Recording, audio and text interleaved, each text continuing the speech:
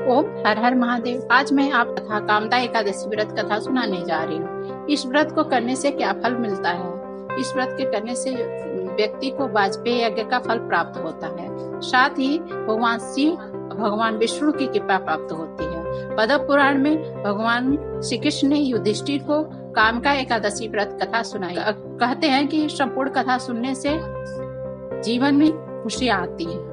युधिष्ठिर जी ने कहा, हे गोविंद वासुदेव, आपको नमस्कार है। श्रावण मास के कृष्ण पक्ष में कौन सी एकादशी होती है, उसका वर्णन कीजिए। भगवान श्री कृष्ण जी बोले, राजन सुनो, तुम्हें एक पापनाशक उपाख्यान सुनाता हूँ। जैसे पूर्व काल में ब्रह्मा जी ने नारद जी से कहा था। नारद जी ने प्रश्न किया, भगवान कमलासन, मैं आपसे यह कथा सुनना चाहता हूँ। श्रावण मास के कृष्ण पक्ष की एकादशी का क्या नाम है?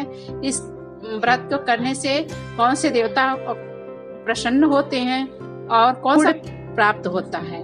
प्रभु यह सब बताइए। ब्रह्मा जी ने कहा, नारद सुनो, मैंने संपूर्ण लोकों के हित के इच्छा के लिए तुमसे प्रश्न किया है। श्रावण मास में जो कृष्ण पक्ष की एकादशी व्रत करता है उसका नाम है कामका एकादशी। उसके स्मरण मास से वाजपेयी यज्ञ का फल प्राप्त होता है। उस दिन श्रीधर, हरि विष्णु भगवान और माधव, मधुसूदन आदि नामों से भगवान विष्णु का पूजन किया जाता है। भगवान श्री कृष्ण के पूजन से अनंत फल की प्राप्ति होती है।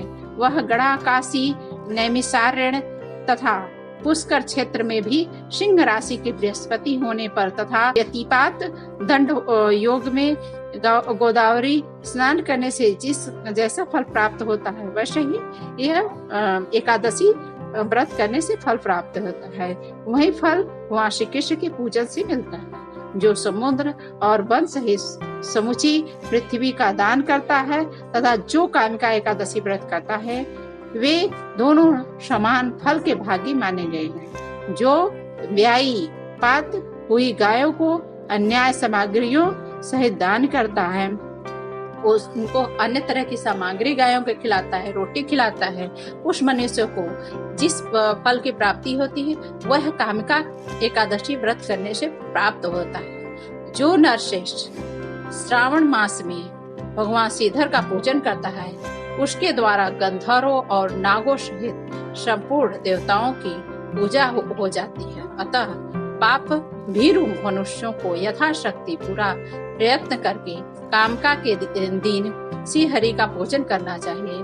जो पाप रूपी पंगक से भरे हुए संसार समुद्र में डूब रहे हैं, उनका उद्धार करने के लिए कामका एकादशी व्रत करने का उत्तम फल माना गया है। अध्यात्म विद्या परायण पुरुषों को जिस फल की प्राप्ति होती है, उससे बहुत ही फल की कामका एकादशी व्रत फल सेवन से प्राप्त होता है। कामका व्रत करने वाला मनुष्य रात्रि में जागरण करने न तो कभी भयंकर यमराज का दर्शन करता है और न ही कभी दुर्गति की पीड़ा को प्राप्त करता है।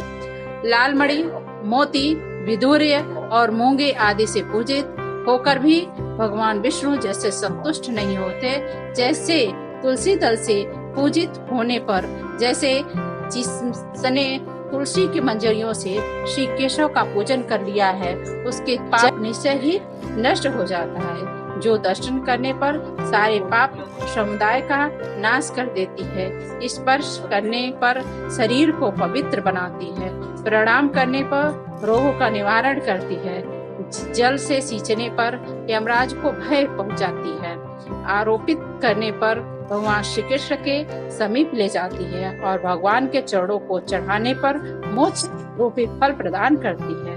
उस तुलसी जी के देवी को मैं नमस्कार करता हूँ। एकादशी के दिन भगवान श्री कृष्ण के सम्मुख जिसका दीप जलता है, उसके पितर लिए मुक्त हो जाते हैं। अमृत पान से तृप्त हो जाते हैं। घी तथा तिल के तेल से भगवान के सामने दीपक जलाकर मनुष्य देह के पश्चात करोड़ों दीपकों से पूजित बस उनके पितर स्वर्ग को प्राप्त। एक गांव में एक भी क्षत्रिय रहता था। एक दिन किसी भी कारणवश उसकी ब्राह्मण से हाथापाई हो गई। ब्राह्मण की मृत्यु हो गई। अपने हाथों मरे हुए क्षत्रिय की वह क्रिया करना चाहा। कहा कि तुम इस पंडित की क्रिया नहीं कर सकती और न इस क्रिया में शामिल हो सकती हो, क्योंकि ब्राह्मणों ने बताया कि तुम पर ब्रह्म हत्या का दोष लगा है। पहले प्रायश्चित कर लो, इस पाप से तुम मुक्त हो जाओ, तब हम तुम्हारे घर भोजन करेंगे। इस पर क्षत्रिय ने पूछा कि इस पाप से मुक्त होने का कोई उपाय बताइए।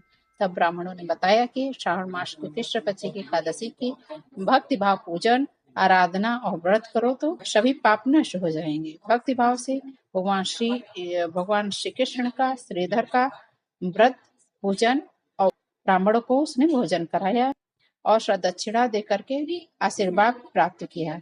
इस पापों से मुक्ति मिल गया।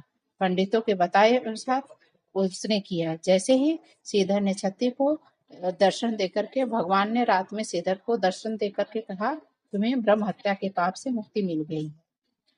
इस व्रत को जो करता है उसे ब्रह्म हत्या से मुक्ति मिल जाती है। तो सभी लोग यह व्रत जरूर करें और आपको इस श्लोक में और विश्वलोक में दोनों स्थान मिलेगा। कामका एकादशी के हाथ आपने श्रवण किया, अगले एकादशी की कथा आपको सुनिए तो हमारे चैनल पर बने रहिए।